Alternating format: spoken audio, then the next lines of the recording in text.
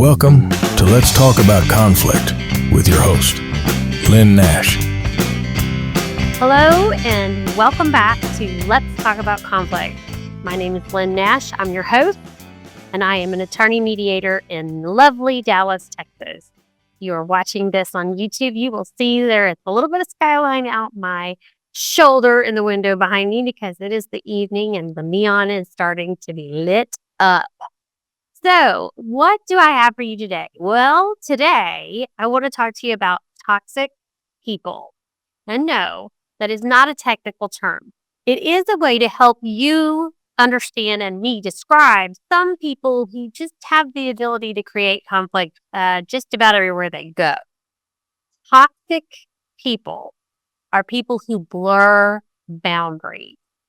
They make interactions really difficult or uncomfortable with other people.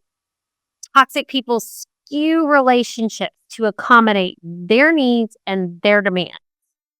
One way, only my way, no other way, won't be talking about it, won't be thinking about it. And ultimately for someone who kind of fits this toxic people title, they're just rarely able to have really equitable relationships.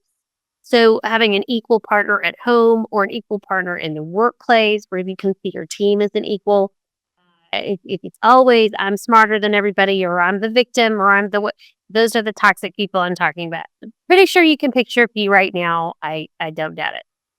Bottom line is, for toxic people, it's never equal. They have to feel like they're the victim. They have to feel like they're the element that's just not understood. If everybody would just do it the way I think it ought to be done.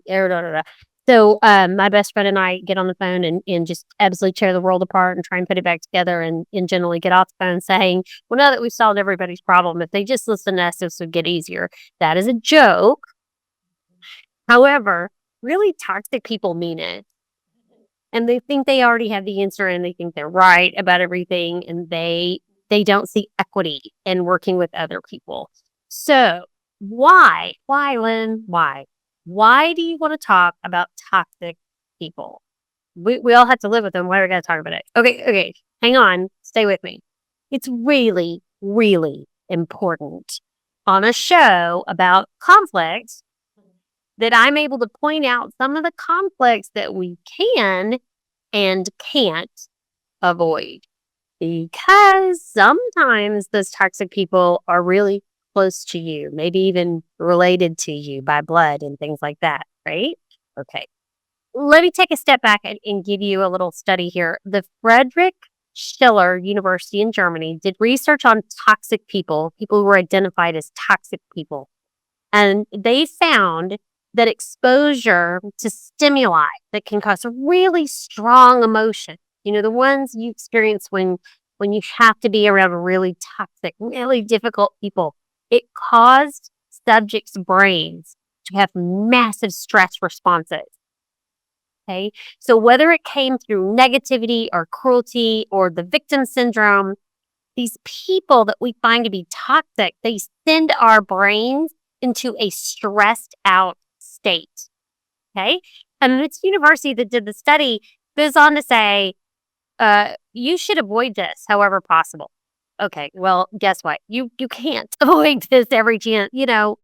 Don't line up if you don't have to. But hey, maybe you're already involved in a relationship with someone who's toxic, and this is just how it's going to be. So, toxic people can be avoided when they're a part of your social group or like a distant family member. But what are you going to do about the people who are closely related to you that fit the bill of everything I just got finished talking about? And what are you going to do about a really toxic boss at a job you can't leave right away? You need that job and you need to stay put for a little while. These are the places where I'm focusing today, because if you can get away from a toxic person, by all means, I want you to. Please do. Absolutely. Take your toys and go somewhere else. You do not have to play with toxic people. However, if you are in a dynamic where there are toxic people in your life that you're going to have to work with, this is where we're going to focus today. So to really get down this road, I want to take a minute and discuss compassion. Okay.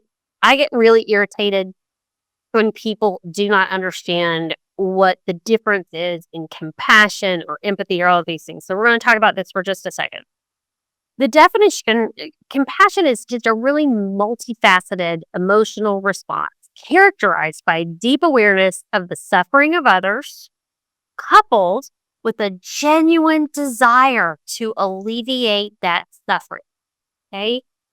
So there's an action element. And the key aspects of compassion are having an emotional response, feeling the motivation to act, and having a biological or physio response that benefits. So that there is something about a compassionate person that is benefited by being compassionate. Okay. So let's talk about those moments. Number one, the emotional response. Compassion involves recognizing and empathizing with others' distress. This emotional recognition can lead to feelings of warmth and care, distinguishing it from sympathy. Sympathy is different. Sympathy is passive and does not necessarily include a desire to act. Okay, so we're talking about compassion, which has an action component. Sympathy is a feeling, but it does not drive someone to action. The motivation to action, so unlike empathy or sympathy, the motivation to action in compassion is really crucial, and it transforms compassion into an action response aimed at alleviating the suffering of others. Okay? This is so different from empathy. Empathy focuses on feeling another's emotions, but compassion includes the motivation to help, right? You talk sympathy, empathy, compassion, focusing on compassion today. Biological or physio bases. Research in positive psychology suggests that compassion has this evolutionary benefit. Okay, so that when individuals experience compassion, they have a physiological change occur in them, such as decrease in heart rate. Then sometimes it's a release of oxytocin, which fosters this bonding and caregiving behavior. Okay, so it's truly a part of us to want to be compassionate. You've got to remember compassion and empathy are related, but they're different. Empathy is the capacity to understand and to share feelings of another, but without the intrinsic drive to alleviate their suffering. This is a huge contrast to compassion. Compassion brings the desire to alleviate suffering, and it also triggers something in us that makes us feel good, right? That biological response. So, why are we spending all this time talking about you? So, you're going to talk about toxic people, and now we're talking about compassion. So here's why. The value of compassion when we find ourselves in conflict with a toxic person, compassion is your strongest ally. Okay? Compassion is choosing wisely how you protect yourself. And further, it allows everyone involved to keep their dignity. Staying in a compassionate mindset should help you help yourself, right? Remember, we're talking about toxic people where you cannot pick your toys up and leave. If you have to stay in connection with toxic people, you need to remember compassion for yourself and compassion for that individual if at all possible. Keep your own behavior under control and steer clear of falling into a trap of being aggressive or vindictive towards that toxic person. Okay. Tasha Abrams wrote a book called Holding the Calm, and she talks all the way through that book, hold the calm, hold the calm, hold the calm. And what's really important for you to understand in this idea of having to be around a toxic person is that when you're able to hold the calm for yourself, you can effectively speak into ears that are actually heard. And being compassionate to yourself is also listening to yourself and your needs and your boundaries as being worthy. Setting boundaries with toxic people is crucial. That is survival 101. And you will almost find yourself in an impossible task of trying not to be in conflict with a toxic person because they're thriving on it. And some people don't even realize they're being toxic. Or if it's so ingrained into how they function, they don't hear or see it anymore. And you pointing it out to them probably isn't going to make a difference. So set those boundaries with toxic people to protect yourself. All right? So boundaries in protecting ourselves, most people can take a little toxicity leaking into their day. Okay? I'm a mediator full time. I take toxic on all the time. And I got to tell you, sometimes at the end of a really long mediation, I need a massage. I need somewhere to go release that stuff that I've been soaking up all day for somebody else. But that's not everybody. Okay. And it is a rare person who can bear the burden of a toxic person in a relationship. Okay. And I'm talking about a partnership and some sort of very close romantic relationship. It can be abusive. And so to keep from being abused, we've got to put boundaries around ourselves. What does that look like? It looks like this. Recognize who is toxic around you and limit the time you have to spend around them.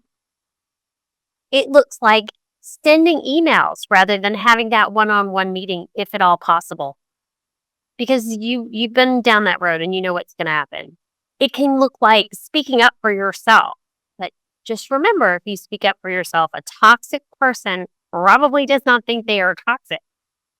Everybody else is the problem. And sometimes the toxic person may have not even considered anyone else's experience, just about them, just about what they're focused on.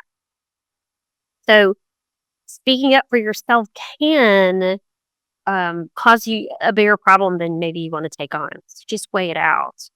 So all of this fun talking about toxic people, here's what I really need you to remember. You have value too. When someone finds themselves in a nonstop interaction with a toxic person, they sometimes feel like they lose some value and they lose the ability to be seen in the relationship or to be heard in the relationship.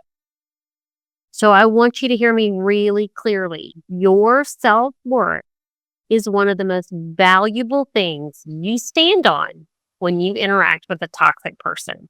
I'll say that again.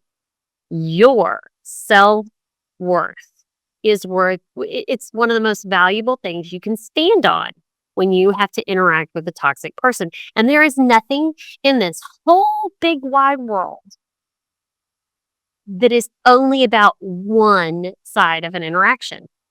It's just not. Relationships are two-way. They're two-way streets, but a toxic person is going to make the people around them believe you're the problem. They're not the problem. It lies somewhere else. It must be you. It's that thing over there. I never get ahead. Wah, poor me. How is this ever going to? Your place in this world is valuable. You have your own value right where you are. And there is no one exactly like you. And as my mentor always says, nobody can take your birthday from you. All right? So remember your value when you have to interact with a toxic person. If you don't have to interact with a toxic person, by all means don't. So let's go back and review. Interactions with toxic people send our brains into stressed out states. We actually have that sensation of being put through things we do not want to experience. Okay? So if you don't have to do it, try not to, because this is a physical response. If you have a chemical physical response in your body to having to interact with toxic people, you can hold the calm, meaning you find a place to stay calm, even though you have to interact with someone who maybe is not calm. Hold your calm. Set those healthy boundaries with toxic people who are in your life and cannot be avoided. Understand that compassion is a beautiful, wonderful thing and can be helpful, but be careful with compassion and toxic people, because they will take your compassion and serve you up some more toxicity.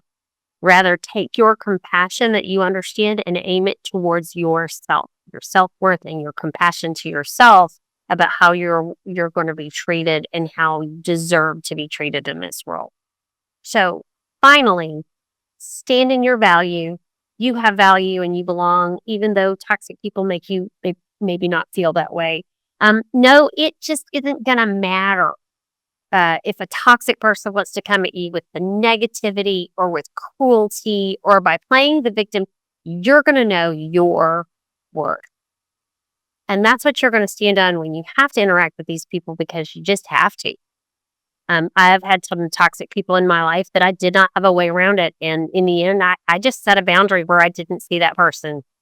I saw that person just a few times in the last few years of their life because they absolutely made me crazy and it made me a negative person. And so I set the boundary so that it was a healthier place. And that was my choice. And that was based on the compassion I gave myself and the worth I knew I had and in what I was and wasn't willing to do. You're going to have to weigh that out. And it is a case-by-case situation to decide what makes sense for you. But toxic people aren't going anywhere. And just like I told you, never in the history of the world has telling someone to calm down ever made someone calm down. So don't go telling people they're toxic after you listen to this, because it's probably not going to help you get anywhere with them either. Set healthy boundaries, know your worth, limit the interactions with toxic people as much as you can, and stand in your value. I know you're worth it. I know I'm worth it. And it's going to help you limit the amount of conflict you're going to have in your life. See? So about conflict, we got there, didn't we? So with that, thanks so much for joining me today. It really does matter to hear back from you guys about what you like about this. And if there's something you want to hear more about, please let me know. If I think I can talk about it, I will. Again, Lynne Nash, your host here at Let's Talk About Conflict. And I do really appreciate you joining me, and we'll see you down the road.